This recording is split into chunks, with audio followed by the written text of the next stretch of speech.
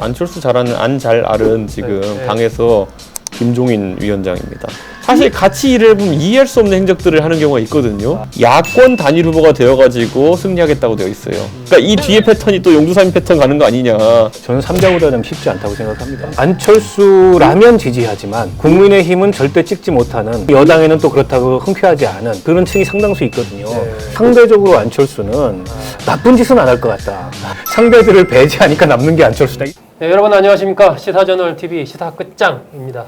요즘에 이제 서울시장 보궐선거, 부산시장 보궐선거 4월 7일입니다. 얼마 안 남다 보니까 여야의 움직임이 급박하게 펼쳐지고 있습니다. 특히 국민의힘에서 최근에 이제 오세훈 전 시장이 이른바 조건부 출마 선언을 하면서 특히 이 단일화, 안철수 국민의당 대표와의 단일화 여부가 상당히 좀 관심을 끌고 있는데, 이 국민의힘 당 안에서도 여러 가지 의견들이 좀 있는 것 같고요. 김종인 위원장과 또 안철수 대표의 또 생각도 다른 것 같고, 이게 약간 미묘하게 돌아가는 그런 측면도 좀 있는 것 같습니다. 이 야권의 이 서울시장 단일화, 이 부분 어떻게 좀 전망을 하고 있는지 이 박원석 전 정의당 의원, 그리고 이준석 전 미래통합당 최고위원과 얘기 나누겠습니다.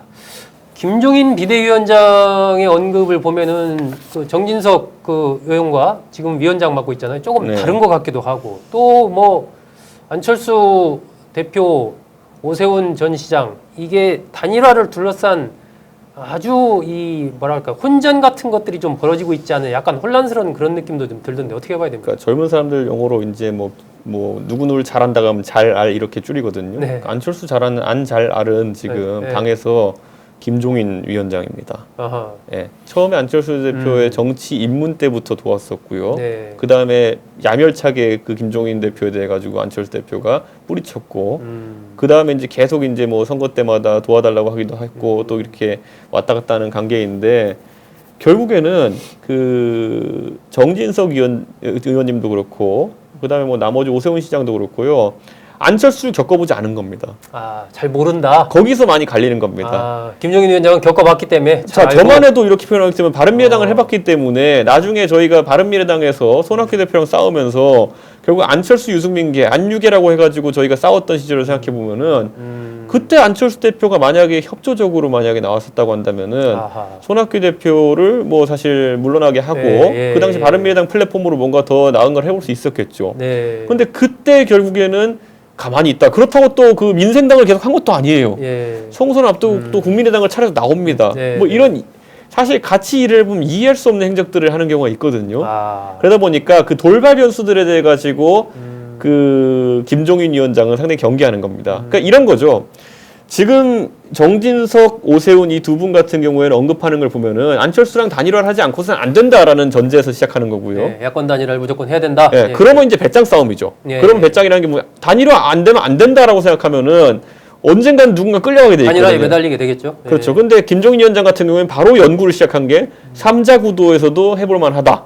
이거 스탠스거든요. 그러니까 저는 이게 이제 접근 방법의 완전 차이고, 제가 알기로는 비대위에서 이미 3자 구도에 대해 가지고 그 여의도 연구원 측에서 조사를 한 걸로 알고 있습니다. 그래요? 그런데 김종인 위원장이 최근에 자신감을 보이는 이유가 그쪽에서 나온다라는 얘기가 많은데, 저는 기본적으로 그래서 이제 정진석 의원도 그렇고, 정진석 의원이 굉장히 성격이 강하신 분입니다.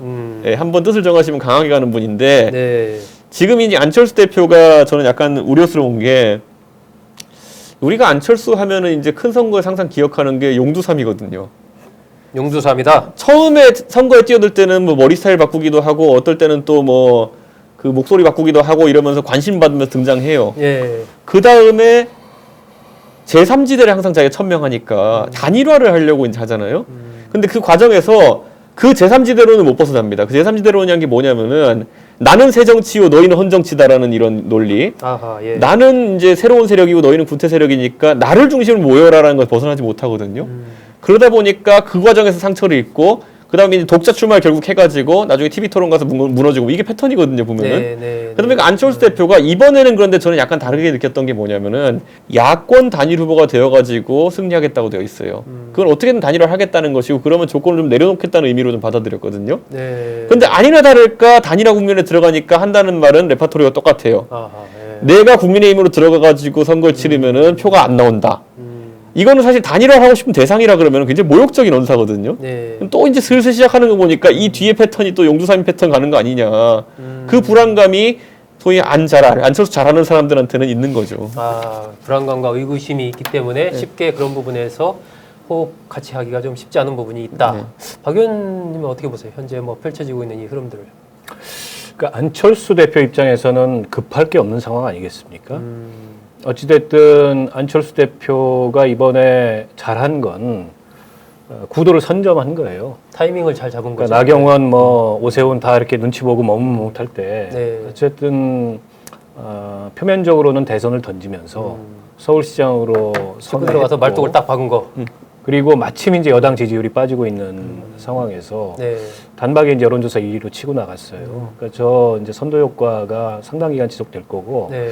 그러니까 단일화 국면에서도 사실 뭐 급할 게 있겠습니까?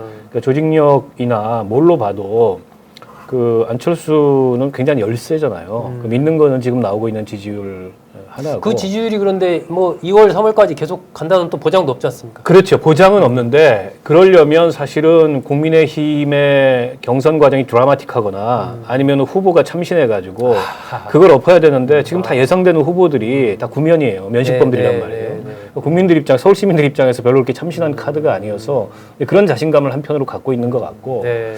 다만 이제 국민의힘 내에서는 여론이 좀 갈려 있는 게 아닌가 싶습니다. 그러니까 지금 뭐 안 잘할 얘기도 했는데 안철수 대표를 잘 아는 김종인 위원장이나 이런 분들은 그 역량을 별로 높게 평가하지 않고 네, 네. 또 국민의당이 뭐 당일해봐야 보잘것없는 거고 그러면 시간이 지나면 어쨌든 유권자들의 판단과 선택 속에서 자연스럽게 정리가 돼가고 저 기세가 이제 쪼그라들지 않겠냐 이런 판단이 있는 반면에 네.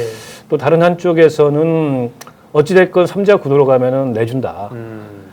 여당이 아무리 여당 귀책으로 치러지는 선거라고 하더라도 어쨌든 여당이고 그리고 지금 어쨌든 압도적인 그런 그 의석의 차이가 네. 서울시의회든 네, 아니면 네, 국회든 있기 때문에 이게 만만치 않은 선거다. 네. 이런 불안감이 있는 쪽에서는 수단 방법 가리지 말고 어쨌든 단일화를 해서 설사 안철수가 당 안으로 들어오지 않는다 하더라도 이기고 봐야 되는 거 아니냐. 무조건 이겨야 된다. 이런 판단이 있는 것 같고요. 근데 이제 이런 거죠. 만약에 그 단일화를 했는데 안철수가 입당도 아니고 밖에 있는 안철수와 예전에 이제 박원순 그 단일화 시장. 모델처럼 네. 그렇게 해서 안철수가 그 단일 후보가 되고 더 나아가 서울시장 선거를 이긴다. 그러면 야권 재편입니다, 바로.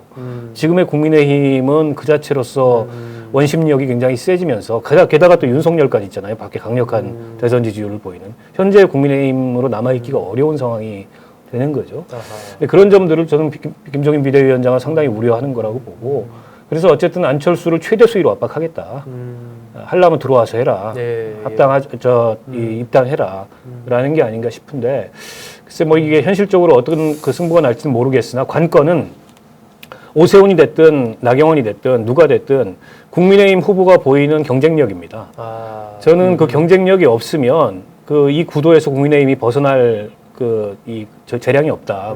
김종인 비대위원장이 전부터 그 뭐 새인물 40대 뭐 경제를 잘하는 이런 얘기를 계속했던 게 근데 이런 상황에서 국민의힘이 뭔가 이게 그 새로운 경쟁력을 보이지 못하는 이런 거에 대한 우려가 있었던 게 아닌가 싶어요. 단일 후보, 야권 단일 후보 대 뭐 이제 여권 후보, 민주당 후보 이렇게 치러질 때와 이른바 3자 구도가 돼서 국민의힘 후보, 민주당 후보 또 뭐 안철수 후보 예를 들어서 이렇게 3자 구도가 됐을 때 어떻게 지금 전망을 하세요? 저는 3자 구도는 쉽지 않다고 생각합니다. 3자 구도 되면 야권이 패패한다? 예, 뭐 그 국민의힘 자체 내의 여론조사 결과가 어떻게 나왔는지는 모르겠으나 네.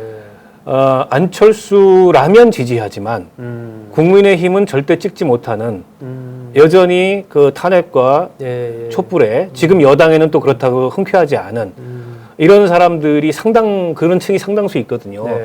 그러니까 이분들이 여당 후보는 안 찍어도 그러면 뭐 안철수를 찍거나 투표 안 해버리거나 이런 절대 국민의힘 선택을 후보는 안 찍는 있습니다. 그 층이 분명히 있기 때문에 저는 그 3자 구도에서 이 국민의힘이 뭐 안철수와 여당 후보를 다 누르고 낙승한다. 이거는 쉽게 상상하기 어려운. 근데 이제 봐야 될 게 이준석 쪽은 어떻게 봐요? 리얼미터 YTN 조사를 보면은 이번 주 월요일 날 발표된 조사를 보면은 그 서울에서 그 문재인 대통령에 대해 4점 척도로 평가했을 때 네네.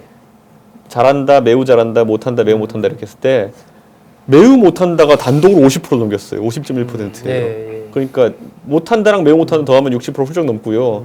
매우 못한다고 50.1%라는 거는 굉장히 이제 서울에 걸어다니는 사람 둘 중에 하나는 매우 못한다 생각하고 있는 거예요. 한 10명 중에 한 2명 정도는 잘한다 생각할 것이고 뭐 네. 이런 구도거든요. 그렇다면은 저는 이번 선거에서는 어느 정도 그 3자 구도나 4자 구도, 저희는 3자 구도는 없다 보는 게 뭐냐면 저희는 정의당이 후보를 낼 거라 봅니다. 만약에 3자 구도가 되면. 당연히 내죠. 그러니까 그 안철수와의 단일화가 성사되지 않으면은 정의당이나 열린민주당이 단일화를 할 명분이 약해집니다. 그렇기 때문에 저희는 3자 구도는 없다 보고 양자냐 4자냐 이 정도로 보거든요. 그런 상황 속에서 크게 불리하지 않다 이런 인식도 있는 것이고 실제로 이번 달 2일부터 3일까지 아시아경제에서 했던 여론조사를 보면은 그 안철수 대 박영선에서 안철수 후보가 한 9% 정도 이기는 걸로 나오고요. 그 다음에 오세훈 대 박영선도 오세훈 후보가 한 5% 정도 이기는 걸로 나와요. 나경원 의원은 0.23% 차이로 거의 비슷한 걸로 나오고요. 네. 그렇기 때문에 오세훈 시장 정도의 지금 현재 뭐 여권 유력 후보로 거론되는 박영선 그 장관과의 대결에서의 한 5% 이상 우위라 그러면은 저는 충분히 국민의힘 후보가 경쟁력을 가질 수 있다 이렇게 보는 것이고 아까 박 의원님 말한 게 맞는 게 그 지점이 안철수 의원의 경쟁력이 약해진 지점입니다. 그러니까 결국에는 지금 당도 뭐 조그맣고 아무것도 없는 상황 속에서 결국에는 본인의 지지율 하나 버티고 있는 건데 내가 나가면 이기고 니네가 나가면 진다가 돼야지만이 그게 힘을 발휘하는 거거든요. 내가 나가면은 조금 더 이기지만 어쨌든 네가 나가도 이겨 이러면은 이거는 아무 의미 없는 그 지지율이거든요. 그렇다 보니까 지금 안 대표 입장에서도 굉장히 좀 그 살얼음판을 걷는 느낌일 겁니다, 지금. 근데 이제 이 서울 시민들 입장에서 이런 게 좀 있는 것 같아요. 안철수 참신하지 않죠. 그리고 뭐 지난 대선 그 다음에 서울시장 선거에서 별다른 경쟁력 못 보여줬던 거 맞고. 근데 지금이 이제 여당에 대한 부정적 평가가 50% 넘었다는 건 어찌됐건 그 뭐 조국 사태부터 추윤 갈등에 이르기까지 촛불로 만든 이 정부가 보이는 굉장히 좀 이율배반적인 이런 그 이 국정에 대해서 상당한 실망을 하고 돌아왔었어요. 그리고 뭐 국민의힘은 말할 것도 없죠. 탄핵을 당한 정권이기 때문에. 여기서 상대적으로 안철수는 나쁜 짓은 안 할 것 같다. 거짓말을 하거나 도둑질을 안 할 것 같다. 이런 이미지가 좀 있어요. 그다지 안철수가 그렇게 탁월하거나 뭐 서울시장을 잘할 것 같다 이게 아니고 이번 서울시장 선거는 임기도 1년짜리이기 때문에 무슨 행정을 잘하는 사람 내지는 뭐 서울시정을 잘할 사람을 뽑는 선거가 아닙니다. 한편에서는 여당에 대한 심판과 그 여당 심판의 대안이 뭐냐 이걸 정치적으로 결정하는 선거예요. 그런 데서 약간 이거는 안철수에 대한 긍정의 의미의 선택이 아니라 상대들을 배제하니까 남는 게 안철수다. 이런 측면이 있는 거예요. 낫다. 지금 여론조사에서 나오는 심리가. 근데 이게 과연 선거 임박해서 바뀔까? 예를 들어서 대통령 선거라면은 아니 의석 세석짜리 정당을 어떻게 뽑아? 이런 게 있습니다.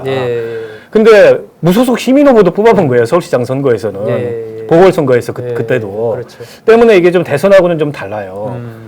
그런 면에서 봤을 때 저는 뭐 안철수 이 대표가 수를 어디까지 읽었는지 모르겠지만 지금까지의 행보로 봤을 때는 본인은 급할 게 없고 급하면 국민의힘이 급하고 나는 나대로 뭐 단일화 가지고 복잡한 말 안 섞지 뭐 그냥 정책 행보 하겠다. 그리고 진짜 3자 구도에 진입하게 되면 급할 게 누구냐 이런 모습을 보이고 있는 게 아닌가 싶습니다. 저는 근데 이제 그 제가 아까 말했듯이 안철수 대표가 선거 나갔을 때 패턴이 있다 그랬잖아요. 그리고 용두 3형 지지율이 많이 나왔었기 때문에 지금 시점에서 안철수 대표가 갑자기 무슨 뭐 TV 토론에서 호감도가 상승할 가능성도 저는 없어 보이고 정책면에서 안철수 대표가 과거 큰 선거 치를 때 보면은 주변에 보조하는 인력풀이 약한 거거든요. 그거는 예를 들어 뭐 유치원 문제 있어가지고 병설 단설 때문에 한 방에 이제 막 그 고생한 것처럼 저는 그거는 말 그대로 당의 역량입니다. 그거는 어떤 정책을 참 면밀하게 분석해가 내놓는다는 건 당의 역량인데 그 두 가지가 뒷받침되지 않은 상황에서 그게 용두삼이의 본질이거든요.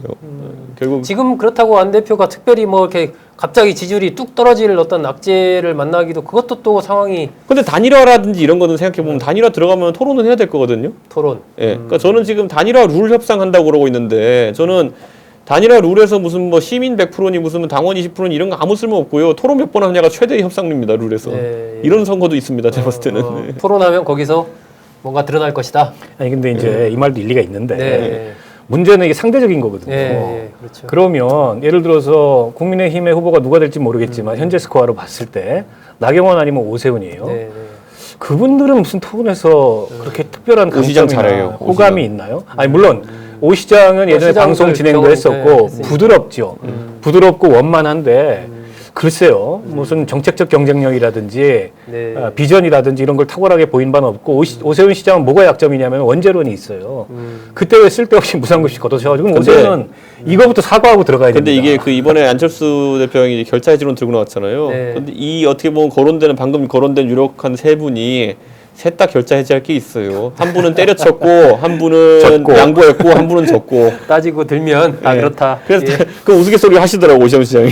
이 4.7 이 보궐선거 관련해서는 뭐 아직도 변수가 많습니다. 그리고 기본적으로 보궐선거이기 때문에 지금 현재 서울시 뭐 구청장, 시의원, 구의원, 국회의원까지 어쨌든 민주당 소속이 뭐 압도적이라는 이 강력한 조직력, 이 또 기본적인 바탕을 깔고 있는 측면도 있고요. 또 정책적으로 지금 뭐 백신 접종 문제라든지 재난지원금 지원 문제라든지 여권에서도 쓸 수 있는 카드들이 여러 남아 있고 그렇기 때문에 이게 또 어떻게 작용할지, 그리고 야권에서 국민의힘에서 정말 어떤 서울 시민이 바라는 그런 후보를 뽑을 수 있는지, 안철수 대표의 지지율은 계속해서 유지가 될지 여러 가지 변수들이 있기 때문에 이제 뭐 본격 시작이다 이렇게 보시면 되지 않을까 싶습니다.